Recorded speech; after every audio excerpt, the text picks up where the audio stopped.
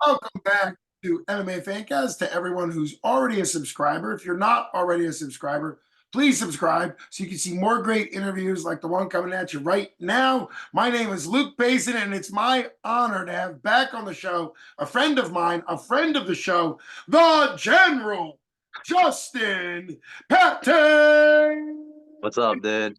Welcome to the show, General.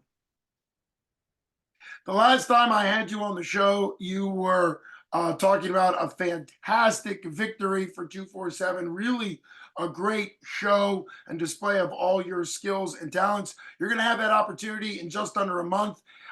April 20th for Brawl in the Burgh 21 for 247 Fighting Championships. You're going to be, there's 3 huge pro fights. You're one of the 3 big pro fights. What are your thoughts being a month out? I'm just ready to go in there perform, you know what I mean? I feel like I leveled up last fight and got to show everyone actually how good I am. I just can't wait to do it again, you know, show everyone just how good I am, you know. And obviously during that fight, we talked about it in your post fight. You had gotten, it was probably a headbutt. You had taken some damage and were bleeding. But that's the type of fighter you are. It's not like a little adversity will get in your way. What do you think was the biggest leveling up? Was it your movement, your striking? Obviously your cardio has always been good. What did you feel like was the level up aspect of your last fight? Uh, I mean, Jacob Olave was a high level striker, and just shutting down his game and implementing mine and outstriking him, and then using my takedowns to open up the more striking and just going from there, you know. Also landing some cool elbows on the cage was pretty fun. But I think just overall, just the whole, it was me. Like that's how I spar, that's how I am. And I finally got to show everyone I'm getting more comfortable in there. You know, every time I get in there, I'm more and more comfortable. And I was talking stuff too, you know what I mean? I was talking some smack to him. So it was a good time. And if you ask anyone that I spar with, I'm talking crap when we're sparring too, you know. So that's how I knew I was comfortable. Yeah, that makes a lot of sense. And you've always been willing to take on, high level guys. That's one of the things that makes you a fan favorite is not only your style, but also the fact that you're constantly challenging yourself. And you have a record that shows that you're willing to put yourself out there and really push yourself. Against this opponent, Martin Justice, maybe? Yeah, I think so. Yeah.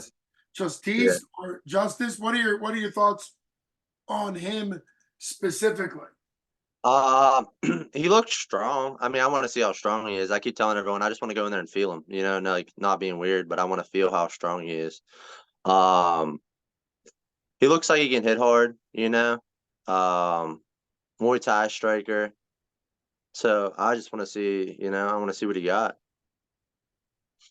Well, you're taking him on, and obviously you said that you want to feel his strength. He's coming in on a 3-fight win streak, 2 KOs or TKOs really, and that and he's 4-1, which at the beginning part of his career, obviously that's really good.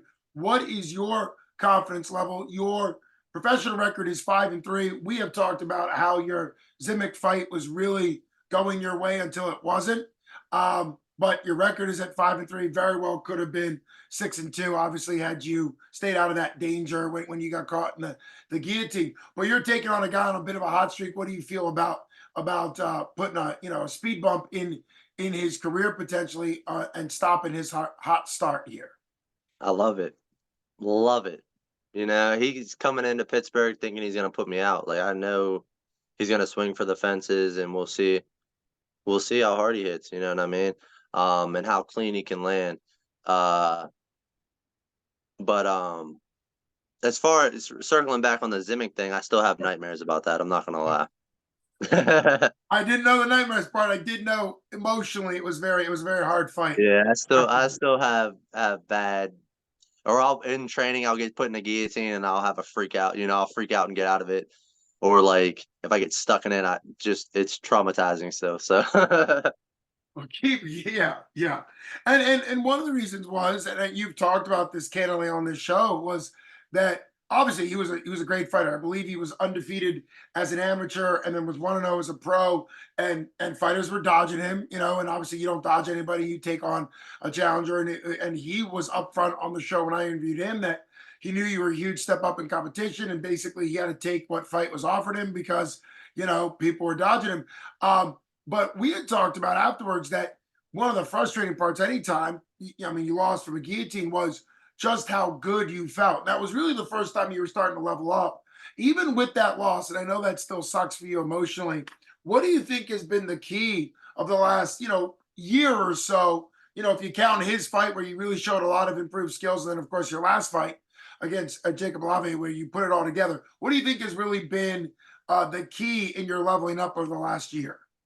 My coaches and my training partners, you know, they're pushing me and keeping me accountable and making sure I do the work to make me better. You know what I mean? Um, from Isaac Greeley, Chris Williams, my training partners, Elijah Davis, who just got a good Oh knockout, Bobby man. Murda. I go every Friday with Nick Brown, and he just puts it on me. And I know no 145er in the world's gonna feel like that. You know what I mean? And he just puts it on me every time. Shaka Worthy down at Stouts, we spar. It's just the training partners that I have are just they push me every day. You know what I mean? And I'm always like, me and Chris talk about this all the time. Is I don't really get an off round because everyone tries to throw their A game at me. So even when I want to take it easy on a round, someone's still trying to beat me up. You know, it's rough out here. You're constantly in a Shark Tank, even if it's I not planned swear. to be a Shark Tank. It's just always a Shark Tank. It's, I mean, you know, one of it is you're such a handsome guy. Everybody wants to bugger up the face a little bit. That's what's really going on. But hats off to the champ, Elijah Davis. He was on the show right after, which was great talking to him. But yeah, I mean, obviously that was an incredible win for him, and I'm pretty sure he's looking to stay amateur for another one. I believe he said his plan is to maybe get a 247 belt. I'm not 100% sure, but he's looking to still fight. He looks really good. You mentioned Nick Brown. As far as the jiu-jitsu element, Nick Brown's obviously a complete stud in that. How does that give you comfortability, particularly since you mentioned the guillotine loss being an emotional problem? Reality is you are great. You had a Von Prue finish. On the ground, which is higher level. You know, it's the defense to the guillotine, and you submitted somebody at pro level. So where do you think your jiu-jitsu is now, even with that little, you know, slip up against Zimic? Where do you think your jiu-jitsu is, particularly training with Chris Brown and everybody else, obviously, Matt Factor, everybody. But I know Brown's known for his jiu-jitsu. Oh yeah, I mean, not even his jujitsu is just pressure. Like this, sometimes we'll be sparring, and I'll get up, we'll get off on an exchange, and I take a step back to take a little break, and he's right in your face again, and it's like, oh, it's like I gotta fight again right now. Like he makes you fight when you like when you're tired and everything, and he'll like put you in positions, basically like let you work out, and then just ragdoll you again. Yeah, he's one of the best training partners that I have, and he's a great dude. He's an incredible guy, and yeah, and he's also just a super elite fighter. And obviously, he's still kind of in that. Is he in Bellator? Is he in PFL? I know professionally it's a little weird with him being a Bellator fighter, and Bellator got bought out by PFL or something. Something's going on with that. So hats off to him, and obviously we hope the best for him in whatever is next for him in his fight career. Let's get to sponsors. You're wearing, before we get to prediction, you're wearing Go Green Windows Yeah. and roofing, windows and Uh, read it. Windows in construction, but yeah. Windows and construction. Go Green Windows. I always know I get that. Windows and construction. They're obviously a big sponsor of yours. Who else are your sponsors coming into this big fight? Dude, I got a bunch. Oh, I know I'm gonna forget some, so if I forget you guys, I'm sorry. Go Green, obviously. Russ Green's amazing dude. Larissa Green, they are amazing people. Um, One of my buddies growing up, Alex McGraw Home Improvements. I've known him like my whole life. We used to get in trouble together. We both cleaned up our act. There you So go. now he supports my career. He comes to all my fights. Um, Pizza King in Connellsville. It's actually JT Stevenson's parents' company. They sponsor me. Dobash Co. Caleb Dobash's company. He's an amazing dude. Skin Deep Tattoo. They do all my tattoos. So if you like my tattoos, when I'm smashing someone, you want a tattoo done, hit up Antonio Massima. Great dude. Oh, there's more. Oh, Metal Menders Dent Repairs, my uncle's dent repair company. I've used him plenty of times because I always mess up my cars. um, I know I'm missing some. Oh, Anthony's Towing. He does he actually makes my banner and he sponsors me as well. Camp Bruno, obviously we go up there every year. Amazing camp Isaac puts together. Um, I know there's some I'm missing, but if I missed you guys, I'm sorry. You'll be on the poster and the t-shirts. I promise. Yes, and you're still a big part of the Generals camp, even if you didn't remember it right now. And that's a big part. I mean, you're a professional fighter, but the biggest part of being a professional fighter isn't just for the purse. You know, it's also selling tickets. It's also getting sponsors to really help you be able to train and be able to do all that you're doing. And you represent Pittsburgh so well. I remembered one more. It's actually he's my boss. It's actually my buddy Bob. I grew up with him too. His dad hired me when I'm not in fight camp. He actually gives me off 8 weeks for fight camp. Claude Odom, Rainbow Restoration. So I work for them and they sponsor me when I'm not working. So he pays me and then he pays me sponsorship money too. So he's an amazing dude. I really appreciate him. That is great. What type of stuff does Rainbow Restoration do? Like if your house floods or something, we come take out the floors, whatever's wet, and we dry it out and we repair it as well. Flood mediation type stuff. Gotcha. Yeah, exactly. Mold, flood, fire. Flood, fire, that type stuff. That's great. I'm glad I mean, that's a really important business for people. Nobody wants a disaster to strike, but obviously that happens and it's really cool. And also that you work for him, so you get paid when you're doing it. And that's another thing people sometimes forget. Between camps, a lot of pro fighters need work, like you're talking about, where you didn't fight at the most recent event. And so obviously picking up work when you need it and then being sponsored when you're in fight camp, that just sounds like an all-around great guy and somebody that's really going to help you as you continue. Let's talk about predictions of the fight versus Martin Justiz.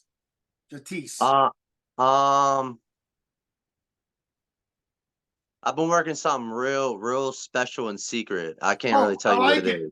We're going to call it the secret sauce. So you are predicting that you're going to win by secret sauce. I like it. Yeah. I like it. Let's go with that. You know, if you do win by the secret sauce, I will make sure, you tell me in the ear before we do it. You can say, yeah, that was what I was playing. And then whatever it is, if you're like, that's what I was practicing, that's what I was training, then I'm going to call it the general, whatever the move is. So be prepared. If it's like a really cool combo, do you remember, man, it was towards the end of Cowboy Cerrone's career. He had a really nice Muay Thai sequence that included a head kick. It was like a cross, up jab, and then the head kick. Yes. And at the time I love that combo. I was running Pursuit MMA and it was in space. It was very fluid. And we called it the Cowboy combo for a while. So no matter how it goes down, if you win by your secret sauce, we're going to call it the Cowboy, whether it's on the ground, whether it's strikes, whatever it might be. We're all in for it. I'm super excited. Always thrilled to have you on the show. It's a bummer that your dog did not make the show. I know. I think he's right here. Last time. Oh, yeah. This is Buddy. Yeah. Here, Buddy. He was chewing on a blanket. Oh, well, hey. At least he was keeping himself busy. Always great to have Buddy on the show. I think my two favorite dogs. I gotta go. We got Nova too, but she's being bad. Nova's being bad. Yeah, she got a diaper on right now. Oh boy. Well, you bring your dogs on. I remember Buddy, and then of course Cheyenne back Queen Hall brings on Cash, and you probably saw Cash at the fight. She smuggled it in Nova to the fight. Oh, here we go. Let's go, Nova. She's coming somewhere. She's uncontrollable. Well, yeah. She got Oh, there she diapers. is. Hey, Nova. Well, hey, this is a great way. And Buddy, now that he's heard his name like 4 times, it's like, Yeah, he's like, oh wait, ooh, what? here I am. Ooh, I'm here. I'm here. I'm here. So, Okay. what a great interview as always. Thanks so much for taking time out of your camp. Can't wait to see you in the cage. And for people out there, you got to get your tickets now. They're gonna sell out. This venue is incredible. Back to back events, which is also great. Sprawl in the Burgh into Brawl in the Burgh. We're talking about the Brawl in the Burgh, but Sprawl in the Burgh, same venue, Hollywood Casino at the Meadows. Just an incredible environment. And they're using the larger cage, kind of their premier cage, Yeah. 7, which is going to be awesome. It was literally built and fabricated for 247, but it does mean that they had to move around some of the seats and stuff because they've used that venue a lot. It's got to be a different layout. So that means get your tickets now. Last time there was a huge event at the Hollywood Casino for 247. It literally sold out. And then afterwards, people were upset that they couldn't get tickets. So this is your warning, a month out to get tickets now from Justin and everybody at the Mat Factory. It's really going to help them out. Plus, it will be an event that you won't be able to get to in person if you wait till last minute. So you're fair warning now. Thanks so much for coming on the show, brother. Always great to have you on. Thank you, bro. I appreciate it. You take care. See you.